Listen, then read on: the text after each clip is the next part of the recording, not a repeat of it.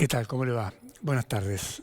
Bueno, hoy es un día muy particular, la muerte de Francisco, que nos sorprendió a todos muy temprano a la mañana. Francisco, que seguramente deja un legado muy importante, será motivo de estudio con el paso del tiempo. Pero me parece a mí que se fue con una deuda pendiente de no haber podido terminar con la grieta en su propio país. Y esto habla también de la responsabilidad de una dirigencia, hablo de todos los colores políticos, que no tuvo la grandeza de hacer o crear el escenario para poder Francisco desembarcar y hacer su aporte.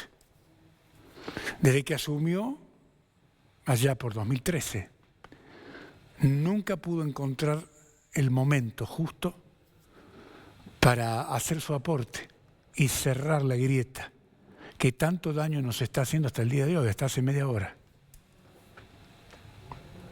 Me parece a mí que la grieta se lo llevó puesto a Francisco. Pero aún así lo recordamos por su obra y seguramente habrá tema para conversar más adelante, claro. Ahora, bueno, es el momento de silencio para terminar de despedirlo.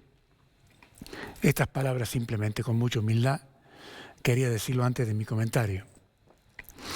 Vamos a estar además con Rodrigo Viviani, que es abogado y es candidato a diputado del Frente Somos Más, en un minuto nada más. El momento es crítico en la provincia de Jujuy. En el contexto de la campaña electoral nos invita, me parece a mí, a reflexionar sobre las prácticas políticas que se repiten una y otra vez. Ahora, como por arte de magia, se anuncian planes como el Jujuy Iluminada. Está en los diarios de hoy. Si usted los revisa, Jujuy Iluminada. En medio de una situación de crisis energética por el manejo paupérrimo de la Secretaría de Energía y de la SUSEPO, en fin, de una serie de factores, resulta que la gente no tiene luz y las calles están oscuras. Cada 2 por 3 se corta la luz. Además, la publicidad dice invertir en eficiencia energética y menos consumo de energía. Todo lo contrario de lo que pasa hoy. ¿Dónde estaban las soluciones cuando realmente la gente las estaba reclamando? En ningún lado. De modo que necesitamos un cambio auténtico, no solo promesas que se hacen a día de las elecciones. Esa receta ya forma parte del pasado, no se la cree nadie, no sirve para nada. Es decir, que esto grafica la cabeza de la dirigencia, que no ha evolucionado en este sentido. Por eso digo, ¿hasta cuándo con la misma receta? Pasan los años y estos muchachos pareciera que no han aprendido otra cosa, es decir, no salen de Jujuy, no miran qué pasa en el mundo, cómo son las campañas, de qué hablan los candidatos. No hay innovación y tampoco falta verdad.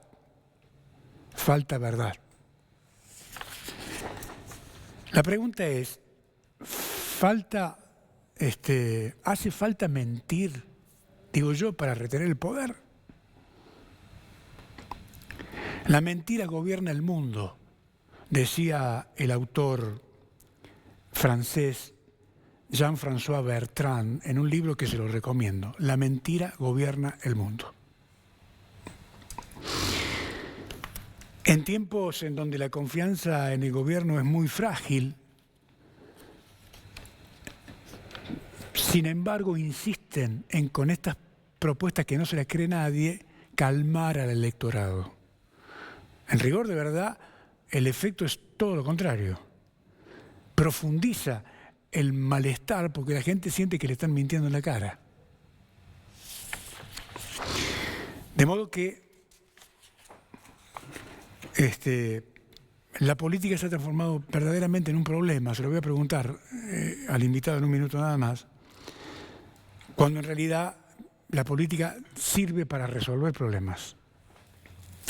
La relación conflictiva de la política argentina con la verdad es el resultado de una combinación de 3 factores: históricos, estructurales y culturales. Solo a través de un enfoque honesto y constructivo, creo, se puede comenzar a sanar las heridas del pasado. Francisco no pudo. ¿Podremos nosotros? Se lo dejo para que lo piense. ¿Cómo le va, doctor? Gracias por estar acá. Muy buenas tardes. Buenas tardes, bueno, contento por estar nuevamente en el estudio, tomando un cafecito de sobremesa. Bueno, gracias por venir. Bueno, cuénteme, ¿por qué esta idea de incursionar de nuevo en la política para competir, digamos? Bueno, si me permitís una corrección, sí. Eso de incursionar, que cuando asesoro, cuando estuve acompañando a otros candidatos u otros concejales, incluso hasta diputados que fui asesor, si había una palabra que no compartía en el discurso era incursionar en la política. Porque incursionar es como decir, vengo a probar suerte, vengo a ver, no me va bien allá, todo lo contrario, creo que no podemos incursionar en la política. Ni ahora ni nunca se debió incursionar en la política, se debió venir preparado, estar preparado, leer los diarios, analizar, leer los 2 diarios, porque hay 2 diarios, ver los 2 canales, ver los 2 youtubers, escuchar y sacar obviamente una conclusión de algo técnico propio de cada uno, donde, por ejemplo, no podemos, lo que hablabas de la grieta, una grieta que nos hace mal a los argentinos como argentinos, a los jujeños como jujeños, a los carmenses como carmenses, que nos separa y nos divide por una ideología que no nos lleva a ningún lugar, y está demostrado hace muchísimos años que está esta grieta, que si hizo esto o solo otro, no puede ser algo que ayude a la gente. Hablabas recién de la política justamente es la vocación de ayudar. Volvemos a lo que me decías de estar de nuevo en el ruedo político. Desde el 2018 nosotros armamos una fundación, la Fundación Nuestra Tierra, legalmente ya constituida a partir del 2018, pensando ya en dejar la política. Yo fui concejal 2 periodos, 2011 a 2019, por la ciudad del Carmen. Ingresé a los 26 años. Mi papá fue intendente y concejal hace muchísimos años atrás. Pasaron más de 9, 10 años que él dejó la política y que yo empecé a agarrar de nuevo. Creo que hay un lapso ahí que no nos pasó como en otros lugares donde ponen al hijo al hermano porque alguien está en el turno. Yo creo que si somos una familia, que uno pueda hablar por la familia es suficiente. Uno que pueda hablar por el barrio, uno que pueda hablar por la ciudad, creo que es suficiente. Entonces, desde ahí venimos que si bien nos podremos haber alejado de la política electoral, del escenario, de las luces, de los aplausos, seguimos trabajando nosotros con nuestra fundación hasta actualmente, a lo cual le mando un saludo a los chicos de la Fundación Nuestra Tierra, que somos un grupo de amigos, sobre todo de la Escuela de Minas, donde yo egresé acá en la ciudad, y también profesionales, amigos del Carmen, que empezamos a hacer y a trabajar por un departamento, una región un poquito mejor desde nuestro granito de arena. No me alejé del todo, siempre estuve ayudando, colaborando, hasta que, bueno, agradecer la invitación, la convocatoria y la insistencia de parte del Frente Somos Más, cual nos acompaña el doctor Carlos de Aparicio, un colega, y la senadora nacional Carolina Moisés, que fueron a mi casa y, bueno, me hablaron, me convencieron nuevamente, después de 4 intentos, de los cuales pude entender que yo me había convertido en lo que siempre criticaba. ¿Qué era lo que criticaba? Que había gente que decía, esto que no va a cambiar, esto que no se puede hacer, esto. Y yo le decía, bueno, pero salí, gané unas elecciones, hace algo, sumate, ponete al lado, acompaña a alguien. No, yo no tengo tiempo, yo estoy cómodo donde estoy, yo no vivo la política. Yo también estaba cómodo en el estudio, a puerta cerrada, y nuestro estudio en el Carmen no tiene ni siquiera placa. Trabajamos con recomendaciones, solamente agarramos casos que vienen de algún colega que nos deriva. No nos tocan la puerta porque no tenemos secretaria, estamos en el anonimato prácticamente y vivimos de eso.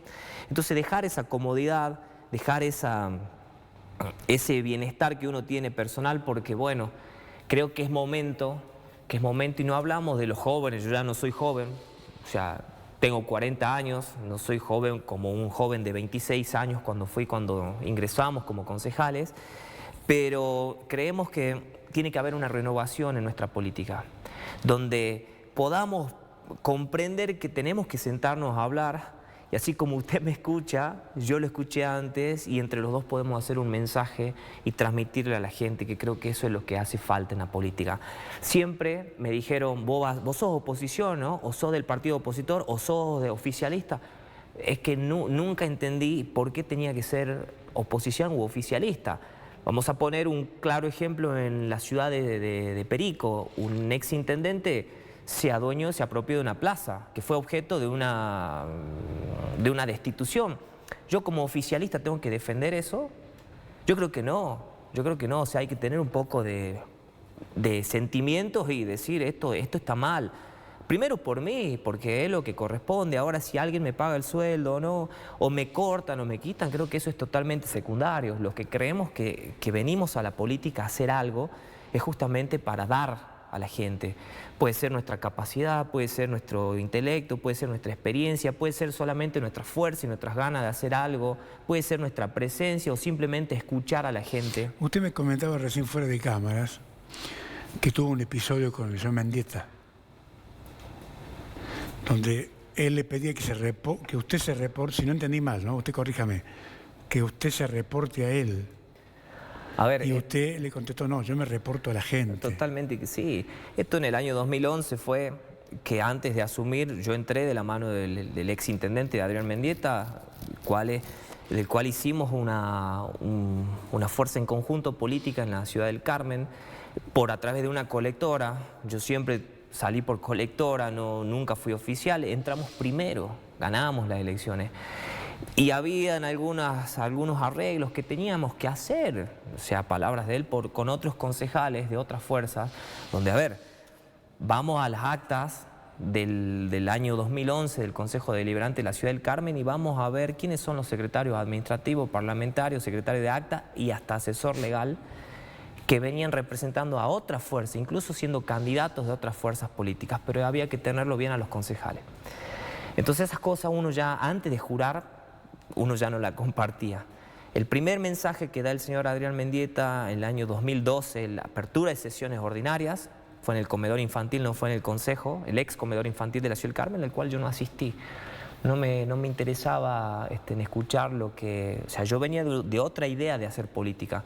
Vengo de una familia política con interrupciones e intervalos. No es que me pasaron la posta y uno la agarra.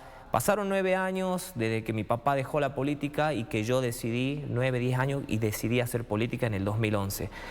Cuando sucede esto, yo era una persona totalmente diferente. En 10 años muchas cosas cambian. Somos peronistas, justicialistas, pero también por una cuestión no solo de convicción, sino por herencia. Yo soy de River porque mi papá me hizo de River. Y bueno, algunos años River venía medio mal, otros años venía bien, pero había que ser de River porque uno lo sentía. En este caso, el peronismo creo que nos diferenciamos. Justamente hubo una interna hace poco, que es una interna frustrada en el Partido Justicialista, donde pusieron una fecha en noviembre, la postergaron para el marzo, la postergaron para mayo y la patearon ahora para noviembre.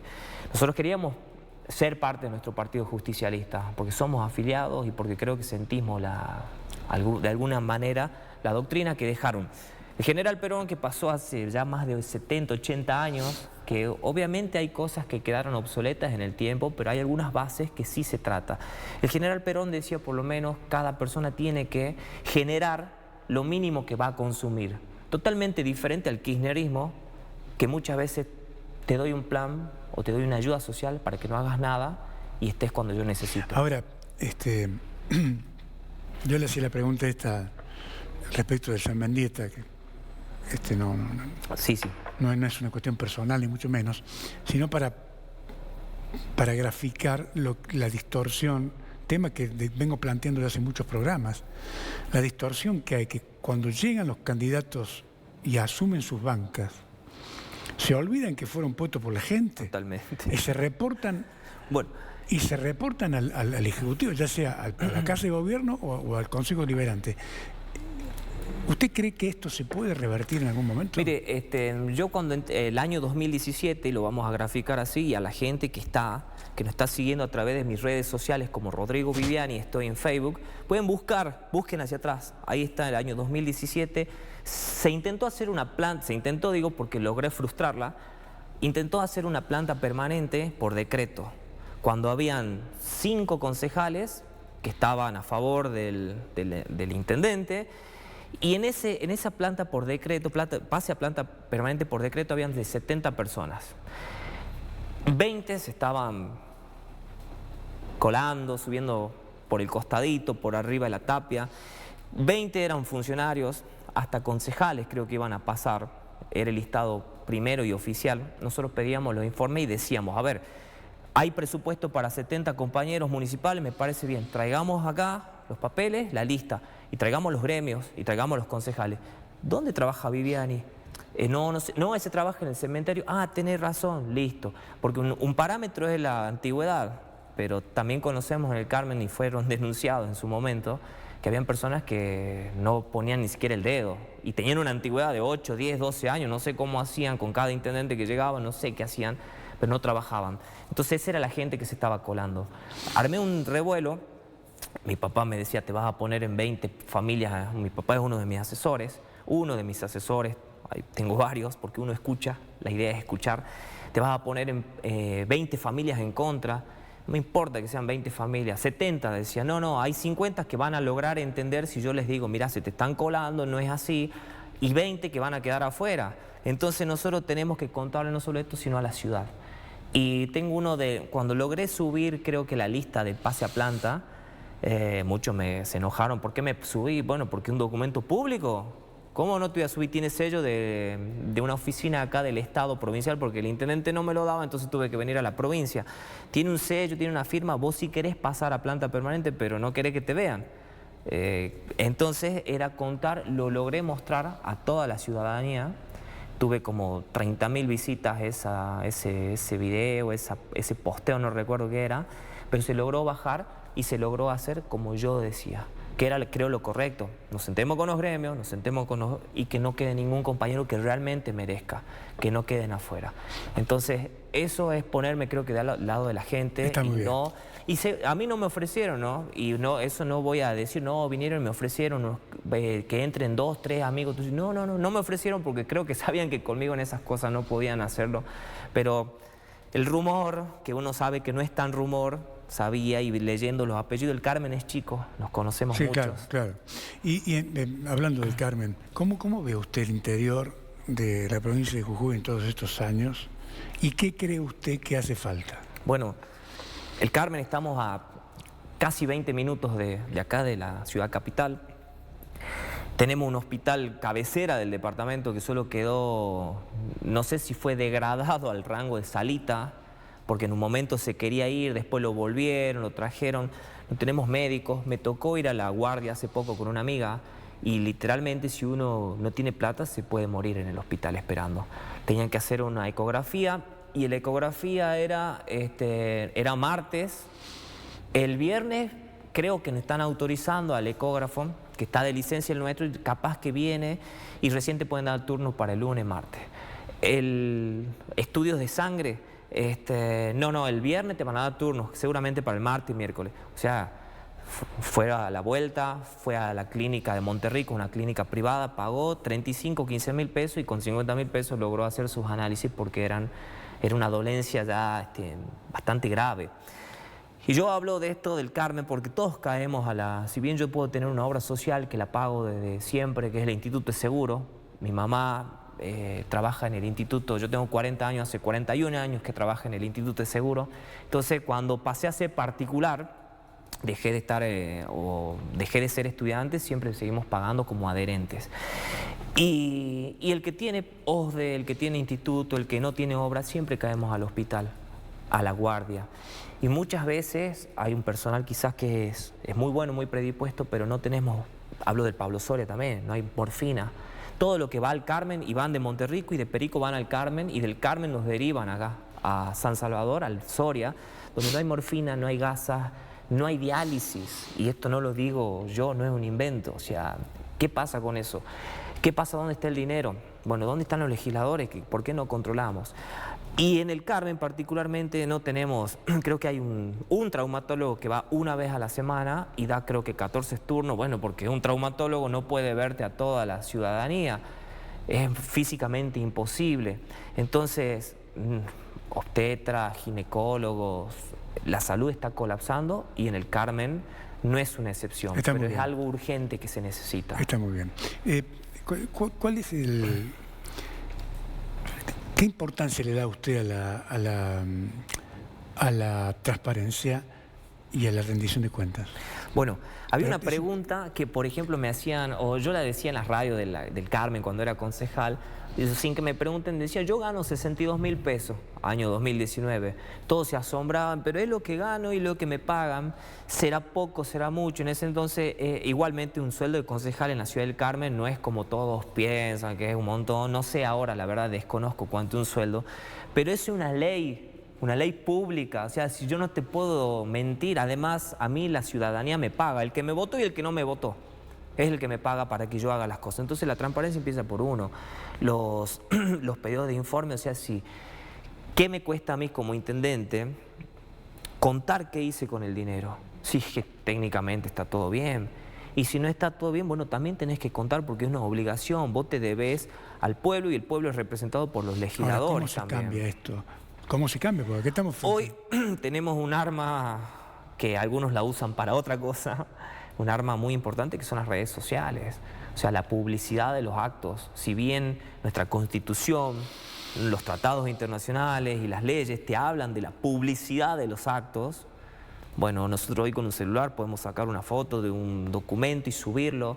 Entonces creo que hoy estamos más conectados que nunca, pero tenemos que usar esa buena conexión para hacer cosas buenas. El poder acá está blindado. No hay forma de sacar un solo documento. ¿Cómo va a hacer usted como diputado para intentar que eso se revierta?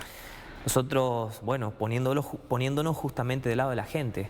Tenemos dos compañeros dentro del frente, que es el doctor Carlos de Aparici y la doctora Amelia de Dios, que fueron convencionales constituyentes, que renunciaron al mandato. Y yo al principio yo decía, ¿por qué renunciaron? Si adentro pueden hacer más, pueden decir, bueno, no renunciaron y se fueron a la casa, se pusieron al lado de la gente, a acompañar, a sentarse, a manifestar, para decir, che, lo que está pasando ahí adentro no está bueno.